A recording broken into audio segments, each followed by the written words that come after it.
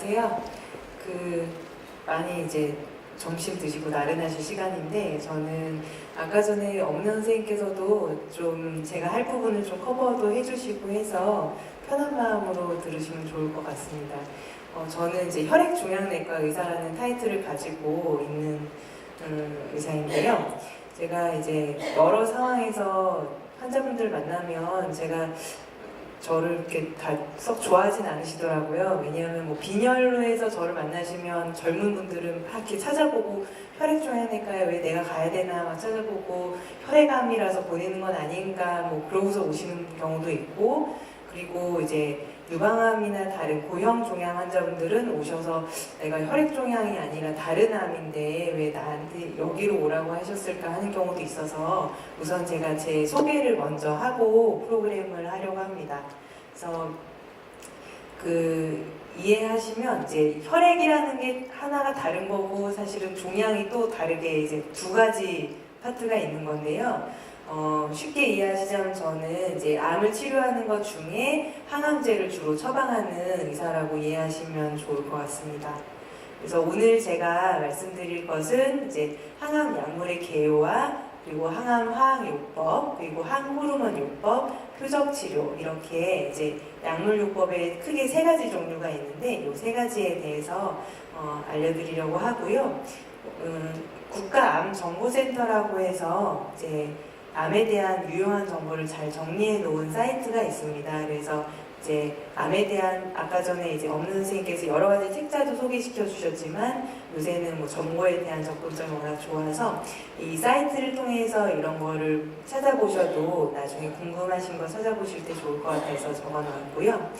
우선 약물요법에 대해서 간략하게 개요를 말씀드리자면, 이 항암 화학요법이란 이제 항암제를 사용해서 암을 치료하는 그것으로 이제 수술이나 방사선 치료 같은 거는 한 군데에 암이 있을 때는 그거를 수술적으로 떼어내거나 아니면 방사선을 구조적으로 치료를 하면 되는데, 여러 군데에 있다거나 아니면 이제 보이지 않게 있을 때에는 전신에 이제 작용하는 전신치료요법으로 약물을 사용하게 됩니다. 그래서 암은 계속 사람이 어렸을 때 키도 크다가 어느 정도 멈추고 이제 다 정해져 있는 증식 수준이라는 게 있는데, 이 암은 그런 거에 통제를 받지 않고 계속적으로 분열 증식하기 때문에 그런 쓸데없이 없어야 되는 덩어리가 점점 커지고, 그것 때문에 불편함이 생기고 수명도 짧아지고 이렇게 되는 게 암의 합병증인데요.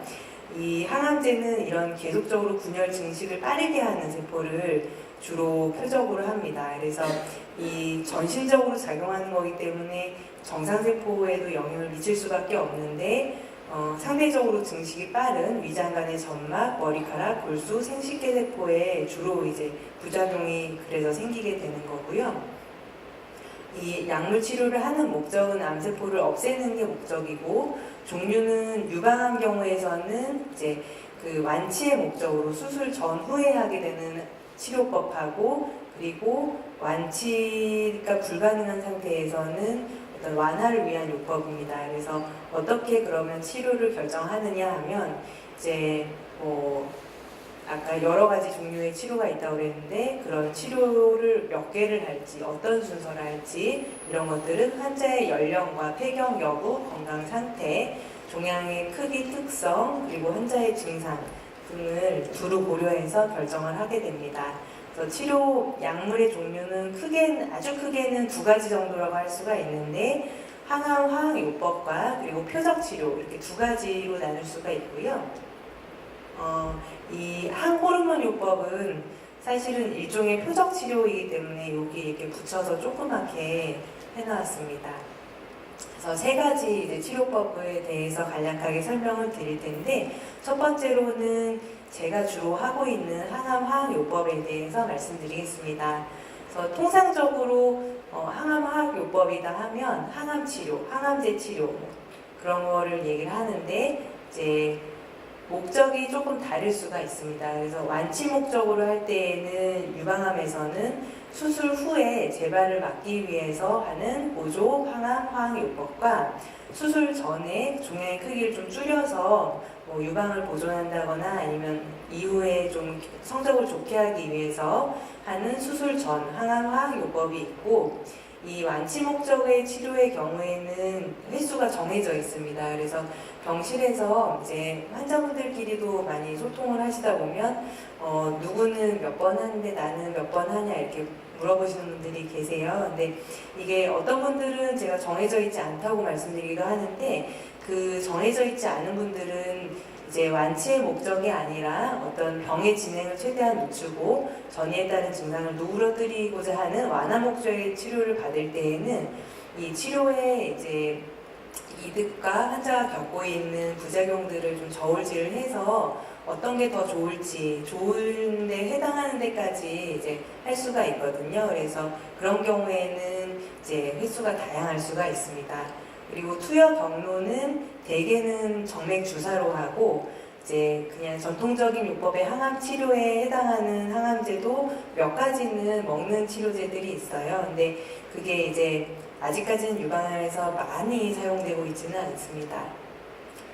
그 항암 화학요법의 부작용이 이제 여러 가지가 있고, 보시면 흔한 독성으로는 그러니까 주로 빨리 분열하는 그런 세포들의 부작용이 많은데, 혈액독성이라고 해서 항암제 맞기 전에 이제 전통적인 항암화학요법을 할 때에는 항상 혈액 검사를 합니다.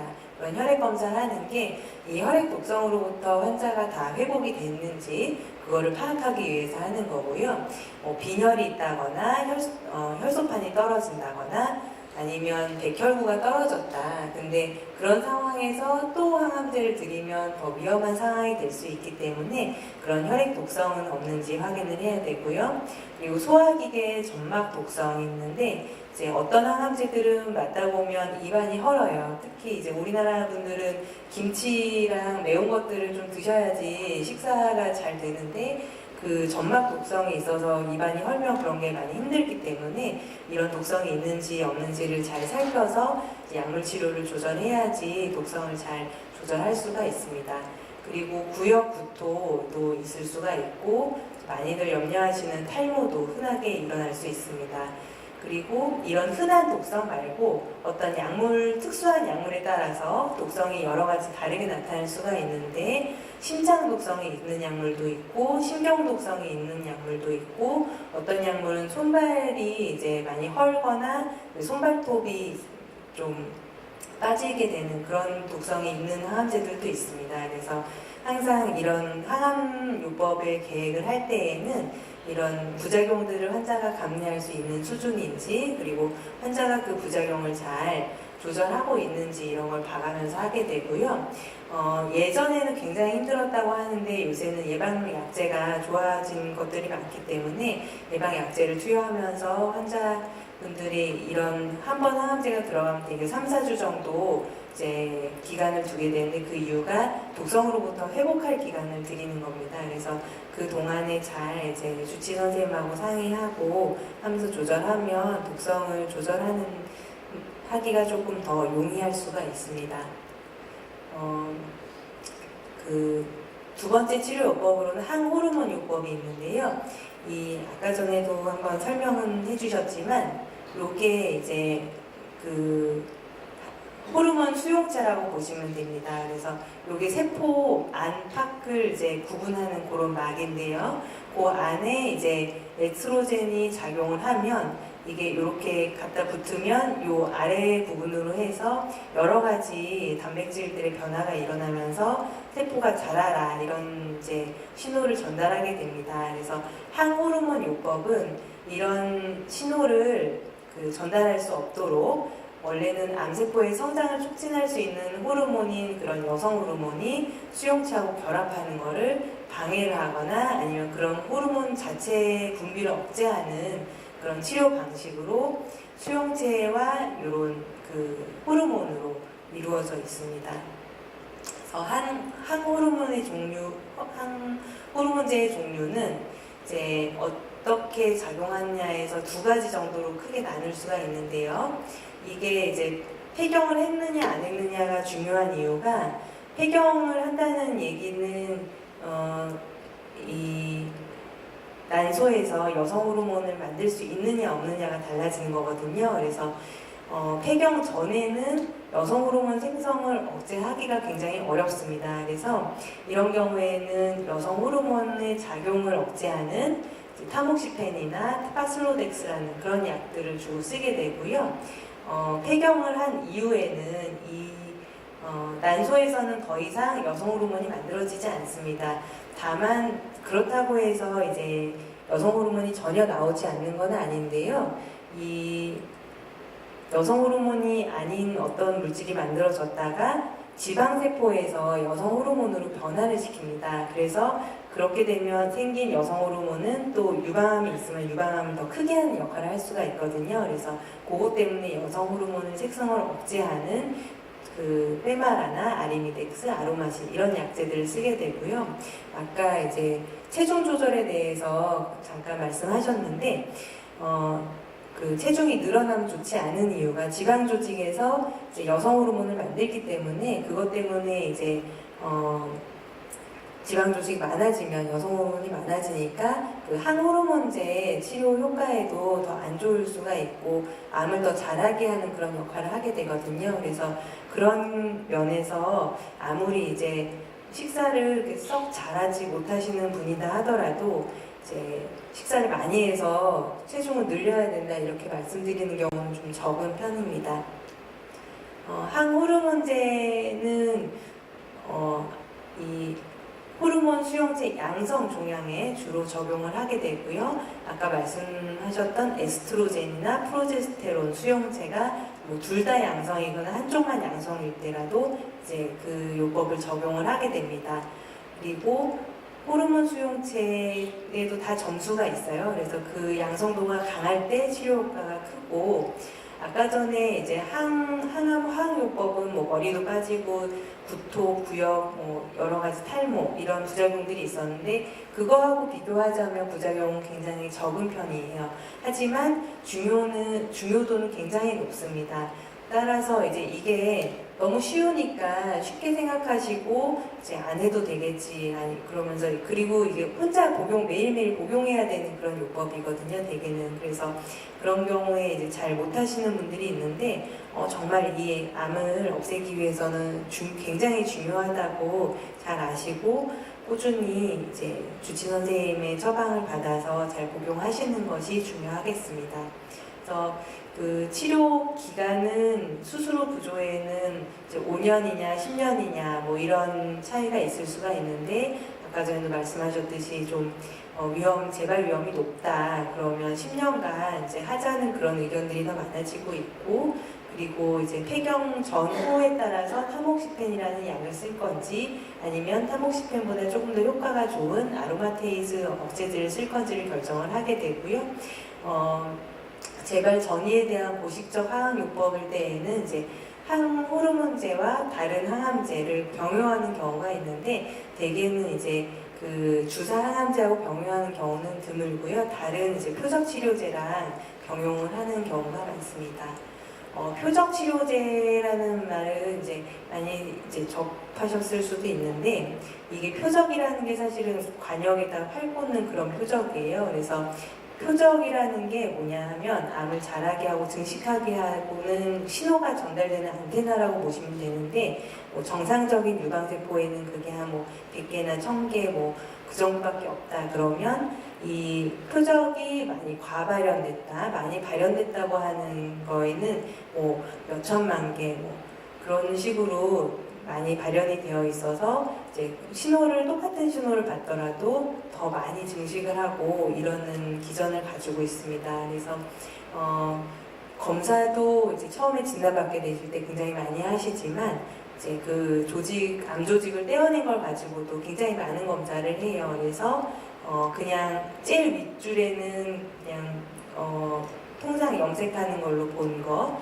그리고 그 다음에는 이 호르몬 수용체 염색, 그리고 헐투, 그리고 다른 뭐 KI67이라고 하는 뭐 얼마나 빨리 자라는지에 대한 지표 이런 것들을 검사를 해가지고 이 환자의 유방암이 어떤 타입에 해당하는지 이런 걸 조직 검사를 해서 이제 결정을 하게 되는데 이런 것들이 다 표적이 되는 겁니다. ER, PR, 헐투, 그리고 요새 통상적으로 하지는 못하는데 온코타입 DX라든지 하는 유전자 검사도 있어서 이제 이런 걸 했을 때 좀 도움이 된다 하는 분들은 주치 선생님께서 한번 설명을 하실 거예요.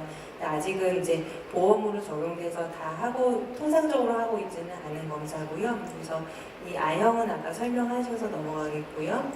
표적 치료제는 그래서 이런 암에 아까 전에 보여드렸던 어디 염색이 되고 어떤 게 더 많이 까매져 있고 뭐 이런 거를 봐서 그런 생물학적 특성을 겨냥해서 이제 정상세포는 그런 게 없거든요. 그래서 정상세포는 이제 보호를 하고 암세포에 선택적으로 작용하는 그런 약제로 이제 항호르몬제 그리고 항혈투 치료제 그리고 기타로는 뭐 이제 여러 가지 신약들이 있습니다. 그런 게 끝나는 게 약 이름이 무슨 막 무슨 립 이렇게 끝나면 이게 표적 치료제라는 거거든요.